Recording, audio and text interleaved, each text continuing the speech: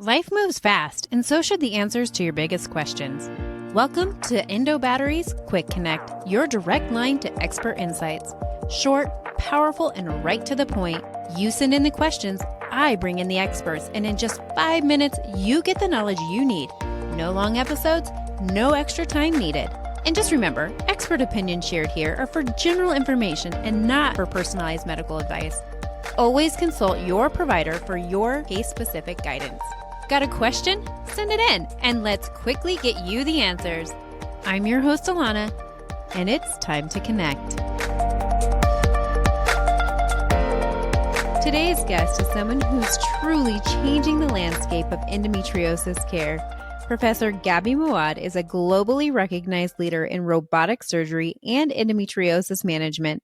He's a board-certified gynecologic surgeon and the founder of the Center for Endometriosis and Advanced Pelvic Surgery in Washington, D.C. Dr. Moawad has dedicated his career to advancing minimally invasive and robotic techniques, combining surgical innovation with deep, compassionate, patient-centered care. As director of robotic gynecologic surgery and associate professor at George Washington University, he's trained surgeons worldwide and helped redefine how we approach complex pelvic disease. He's been named top doctor in Washington, D.C. for nearly a decade and has authored over 125 peer-reviewed publications, leading global conversations on endometriosis and surgical innovation.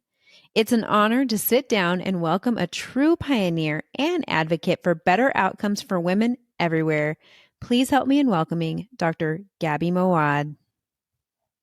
Something that's a little bit more visible: blood vessels and lymphatic pathways and how they might actually feed or spread with endometriosis. Well, if you're looking for complexity, here's your complex answer. So there are a few substances that I think every endometriosis patient should at least try to remember some names or understand what they do in endometriosis. Every endometriotic cell needs oxygen to grow, needs nutrients to grow, and then needs blood vessels to evacuate their waste. This is part of almost every cell in the body rather than endometriosis cells only.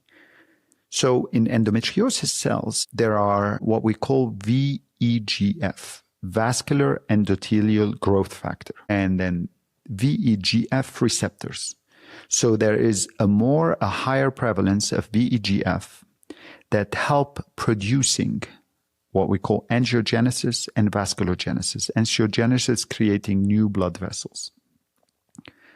So those lesions, because of the scarring that happens, they are in a hypoxic state or poor oxygen comes there. So they develop what we call hypoxia-induced factor, HIF-alpha.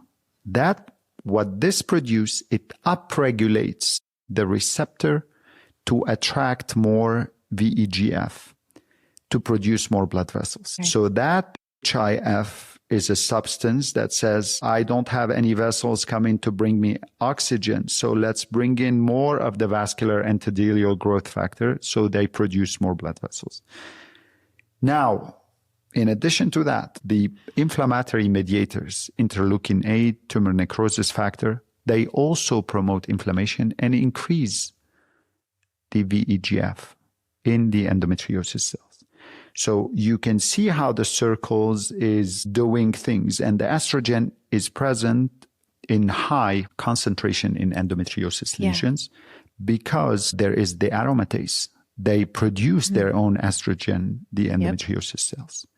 Now add to this, through all that concoction, there is what we call MMPs. This is metalloproteinases. These are substances that break down the matrix around the cells for endometriosis, break down those proteins to create space for blood vessels to form.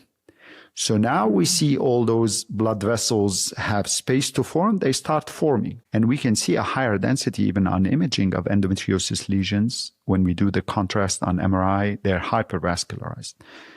Now, throughout that whole medium, what happens?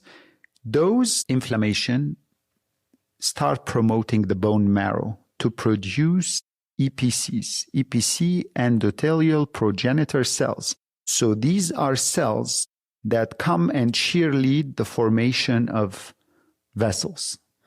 So you have higher number of those cells, so everybody is engaged to produce more vessels in the endometriosis lesions. Then we do say, oh, endometriosis lesions bleeds. Why? Because there is on every blood vessels a lining of cells. We can call them pericytes. Peri means near. They lines, those sites mean cells. They line the blood vessels. So there is an immature support of those pericytes. That's why those blood vessels are leaky, and that's why they tend to leak blood outside, and that's what they bleed. So you can see how that angiogenesis, or the formation of blood vessel, is led by inflammation, by hyperestrogenism, local hyperestrogenism in the lesions, by all those substances created to promote from the body, from the bone marrow, to promote further formations of immature cells that leads to bleeding and then engage further the body to inflame more. Is that why we get variation in color for the lesions as well? Yes. And, we hear about the powder burn lesions, but there's also a rainbow of color in lesions.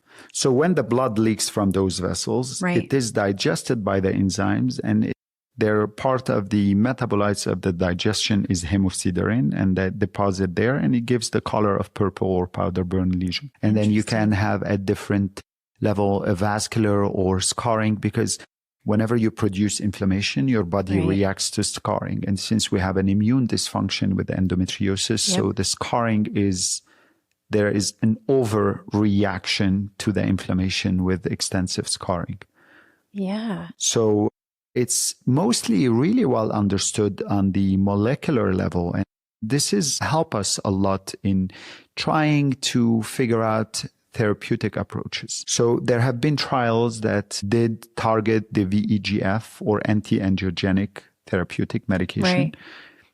These showed promising results, but they led to poor wound healing, and then their impact on fertility is unknown.